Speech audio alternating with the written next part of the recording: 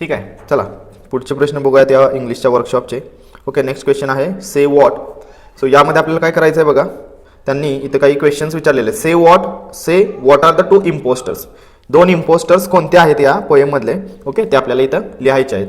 Impostors म्हणजेच काय, तर साधारणतः विरोधाभासाच्या गोष्टी. ओके, किंवा फसव्या गोष्टी. इम्पोस्टर्स म्हणजे आपण असं म्हणतो की फसव्या गोष्टी. सो इथं आपल्याला ज्या काही या कवितेतल्या दोन फसव्या गोष्टी कवींनी मांडलेल्या आहेत त्या आपल्याला इथं लिहायचं. ओके, सो मी इथं त्या लिहितो. तर इथे बघा, the two impostors are triumph and disaster. Okay, so triumph म्हणजे साधारणतः विक्ट्री आणि डिझास्टर म्हणजे आपल्यावर आलेले एखादं संकट. या दोन्ही गोष्टी फसव्या आहेत असं कवी म्हणतात. Next say what can the unforgiving minute to be made up of. Okay, हा जो अनफॉरगिव्हिंग मिनिट आहे, जो आपण विसरू शकणार नाही, जो एक क्षण असेल, तो नेमका कशाचा बनलेला आहे असं कवी विचारत आहेत. ओके, तर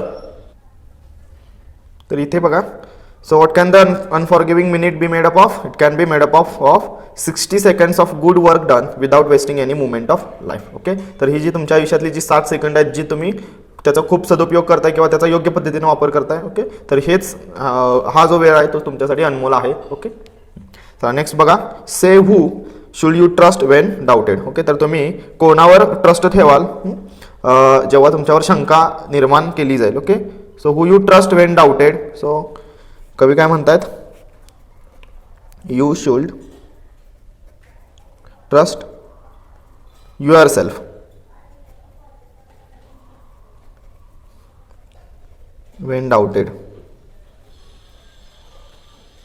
ओके, जेव्हा जगानं तुमच्याविषयी शंका निर्माण केली असेल तर तुम्ही तुमच्या स्वतःवर विश्वास ठेवा. You should trust yourself. Then say who can talk with and walk with. Okay, तर तुम्ही कोणाबरोबर त्यांच्यासोबत जाल आणि त्यांच्याशी संगत पकडाल किंवा त्यांच्याशी बोलणी कराल. सो यू कॅन, कवी म्हणतायत, you can talk with crowds and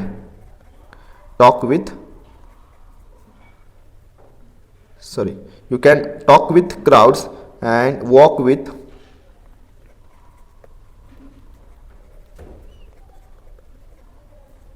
king. Okay, next when can the earth become yours. तुमची ही जी सगळी पृथ्वी आहे तुमची केव्हा बनेल असं कवींनी सांगितलंय त्याच्यात.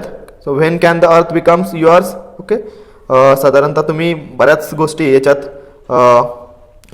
कवींनी सांगितलेल्या आहेत की या तुम्ही गोष्टी फॉलो करा. ओके, सो साधारणतः कवी म्हणतायत the earth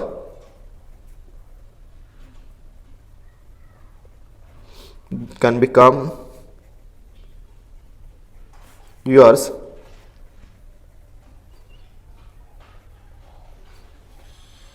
when you have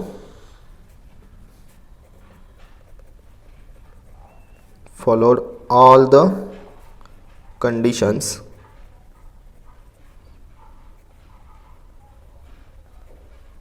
prescribed by the poet.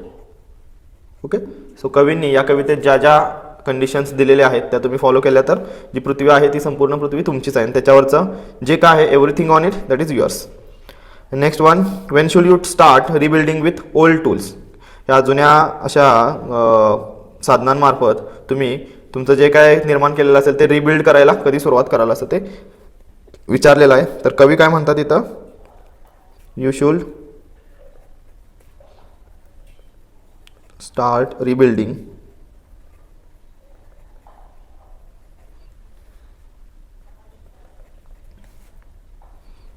with old tools when the things you have given your life to are broken down. Okay, तर तुम्ही तुमच्या आयुष्यात ज्या ज्या दिलेल्या गोष्टी आहेत, ओके, जे तुम्ही आयुष्यात तुमच्या निर्माण केले ते सगळं आता तुटून पडलेलं आहे किंवा ब्रोक झालेलं आहे, गमावलेलं आहे तुम्ही, तेव्हा मात्र तुम्ही तुमच्या त्या जुन्या साधनांसहितच ते रिबिल्ड करायला शिका. Okay, now last one say why do nerves twist the truth. Nerves जे आहेत म्हणजे ही चुकीच्या वृत्तीची जी माणसं आहेत ही नेव्ज म्हणतो आपण त्यांना. ही तुमचं जे सत्य आहे ते फिरवून का सांगतात किंवा त्याला ट्विस्ट का करतात. So nerves twist the truth for their own benefit and to make a trap for fools. Okay, म्हणजे काही फुल्स म्हणजे मूर्ख किंवा आपण असं म्हणू की ज्यांना थोडंसं अज्ञान आहेत अशा लोकांसाठी ट्रॅप सापळा रचण्यासाठी किंवा त्यांना फसवण्यासाठी हे जे वाईट विचाराचे लोक असतात ते काय करतात तर तुमचं जे सत्य आहे ते फिरवून सांगतात. Next see last, why should you consider all men equally important. Okay, तर सगळी हे माणसं आहेत ती तुम्हाला इक्वली कन्सिडर का करायचे आहेत. ओके, तर सगळ्यांना समान नजरेतून का बघायचं आहे तर कवी म्हणतात यू शुड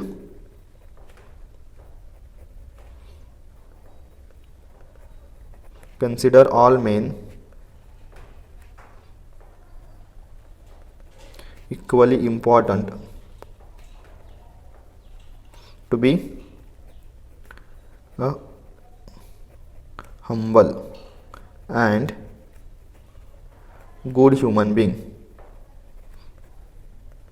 जेव्हा एक चांगला आणि थोडक्यात हंबल असा ह्युमन बिंग किंवा मनुष्य तुम्हाला बनायचं असेल, माणूस म्हणून जगायचं असेल, राहायचं असेल तर तुम्हाला सगळ्यांना समान न्यायानं बघितलं पाहिजे, समान नजरेनं त्यांना पाहिलं पाहिजे. ओके, तर असा हा तुमचा असे 5th क्वेश्चन होता. ओके, त्यानंतर आता आपण लास्ट 6th क्वेश्चन बघूयात. What should be our attitude towards people of different strata and classes. वेगवेगळ्या समाजातील किंवा वेगवेगळ्या स्तरातील लोकांकडं आपला बघण्याचा दृष्टिकोन काय असायला पाहिजे असं प्रश्न आहे. सो आपल्याला सगळ्यांना त्या लोकांकडं समान न्यायाने समान इक्वली पाहिलं पाहिजे. बरोबर, we should not make any difference between them. So we should not make any difference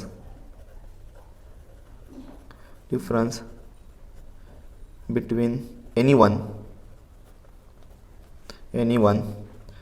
according to their class, caste, then strata, color, etc. Okay, because all are humans and all have right to live equally. Okay, सगळ्यांना समानतेने जगण्याचा अधिकार आहे म्हणून आपल्याला त्या सगळ्यांकडं समान दृष्टीने बघितलं पाहिजे, कोणताही डिफरन्स किंवा फरक त्यांच्यात करता कामा नये. Next see, what according to the Rudyard Kipling is the highest quality that makes a man true human being. Okay, खरा जर मनुष्य बनायचा असेल तर रुडयार्ड किपलिंग यांच्यामध्ये कोणती सगळ्यात बेस्ट क्वालिटी आहे तर ते म्हणतात when a man respect time, म्हणजे जो वेळेला महत्त्व देतो, वेळेशी प्रामाणिक आहे, and makes use of say every second of life to the fullest, म्हणजे पूर्णपणे त्याचा वापर करतो. And it makes him a true human being. Okay, आणि हीच गोष्ट त्याला सर्वोत्कृष्ट आणि खरा असा माणूस बनवते. तो त्याच्या वेळेचा सदुपयोग करतोय किंवा त्याचा योग्य पद्धतीनं वापर करतोय. Okay, now see that 8 question here. आता याच्यात काय करायचं आहे बघा, आपल्याला फिगर ऑफ स्पीचेस ओळखायचे आहेत. इथं काही फिगर ऑफ स्पीच दिलेले आहेत आणि इथं काही वाक्यसुद्धा आहेत. ओके, काही कवितेतल्या ओळी आहेत तर त्याचा आपल्याला फिगर ऑफ स्पीच ओळखायचे आहेत, त्याचे अलंकार ओळखायचे आहेत. तर for example see first, if you can keep your head when all about you are losing theirs. Okay, तुम्ही तुमचं डोकं शांत ठेवू शकत असाल जेव्हा बाकीचे सगळे तुमच्याविषयी राग करत आहेत किंवा त्यांचा पारा चढत आहे. ओके, त्यांचं जे काय हेड्स आहेत ते लूज करत आहेत. सो बघा इथं आपल्याला सगळ्यात पहिला म्हणजे अँथिथेसिस दिसते. So what is that, first of all antithesis. तर इथं अँथिथेसिस काय आहे बघा, यामध्ये लूज आणि कीप म्हणजे सांभाळून ठेवणे आणि लूज करणे, दोन विरुद्धार्थाचे शब्द आहेत. ओके, सो विरोधाभास आपण असं म्हणतो इथं. सो तो इथं मांडलेला आहे. So I am going to write here use of two opposite ideas, that is lose and keep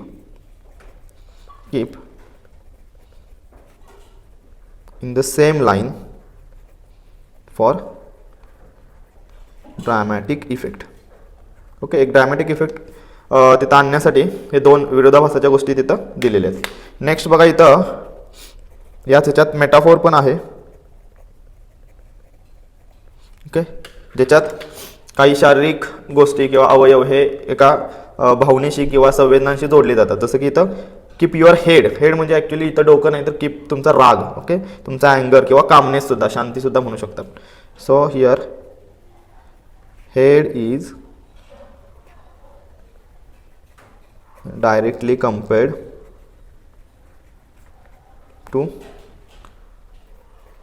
once say calmness और अँगर. ओके, तर असे दोन फिगर ऑफ स्पीचेस या साधारणतः ओळीमध्ये आहेत. तर आता आपण दुसरी ओळ बघूयात. ती काय आहे बघा, इफ. तर कवितेची ओळ काय बघा, if you can meet with triumph and disaster and treat those two impostor just to the same. जर तुम्ही विक्ट्री म्हणजे विजय आणि काही संकटाच्या गोष्टी या दोघांनाही म्हणजे या ज्या फसव्या गोष्टी आहेत त्या दोघांनाही तुम्ही समान न्यायानं बघितलं तर असं आहे. तर याच्यात बघा सगळ्यात पहिला म्हणजे ॲलिट्रेशन आलेलं आहे. ओके, सो टी खूप वेळा डबल झालेला आहे बघा. Okay, so Triumph, treat, those. So say repeated sound of T.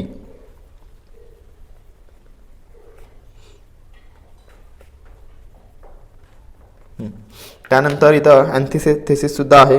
Triumph and disaster अशा दोन विरुद्ध अर्थाच्या गोष्टी इथं आलेल्या आहेत.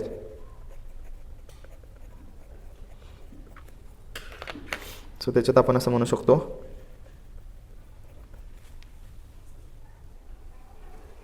ठीक आहे. तर अँथिथेसिस मध्ये बघा, use of two opposite ideas, triumph and disaster in the same line for dramatic effect. Okay, त्यानंतर इथं मेटाफोर सुद्धा आहे.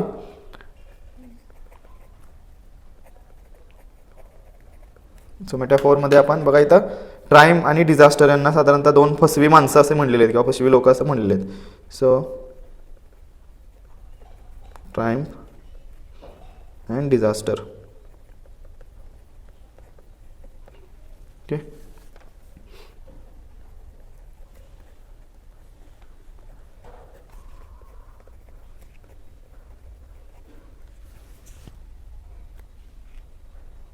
compared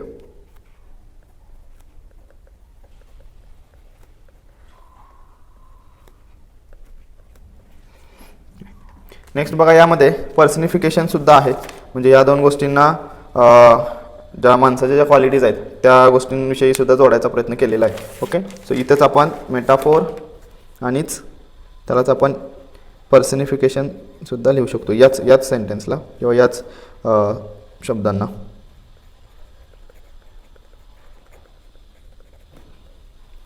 ओके, ठीक आहे. तर नेक्स्ट जी कवितेतील ओळ आहे त्याबाबत बघूयात आपण.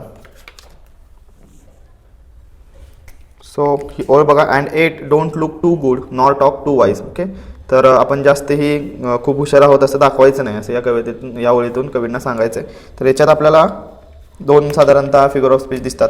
एक म्हणजे ॲलिट्रेशन.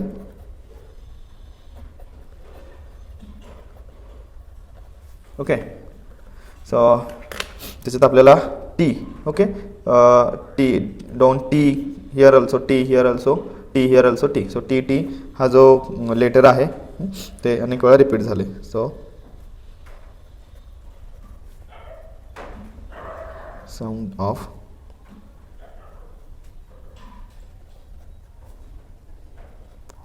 टी. ठीक आहे. नेक्स्ट बघा, याच्यात रिपिटेशन सुद्धा आहे.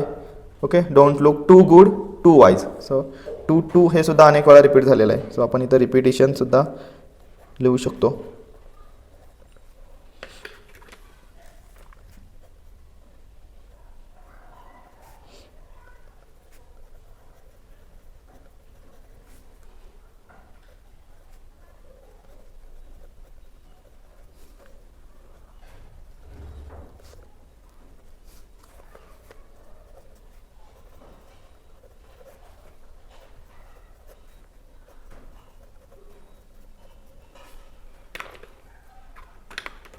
ठीक आहे.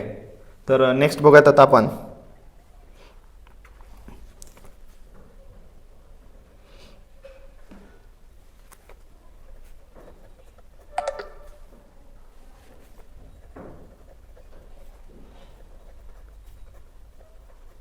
With worn out tools. Okay, तर आपल्याला यामध्ये आता लिहायचे आहेत बघा.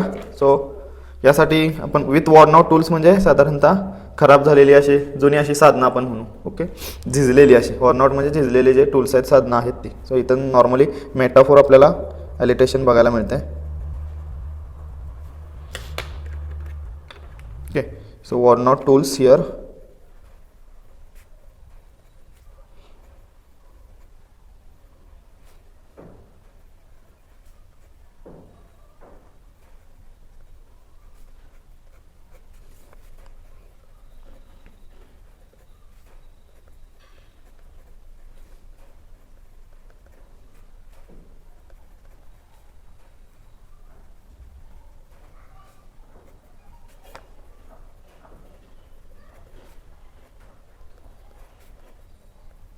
ओके, सो इथं जी काय ही वॉर्न आउट टूल्स आहेत, ओके, यांचा संबंध डायरेक्टली जी काय अवेलेबल आपल्याकडे साधन सामुग्री आहे, म्हणजे जे जे शिल्लक आहे आपल्याकडे त्या सगळ्यांचा वापर करून आपल्याला काम आहे ते पूर्ण करायचं आहे.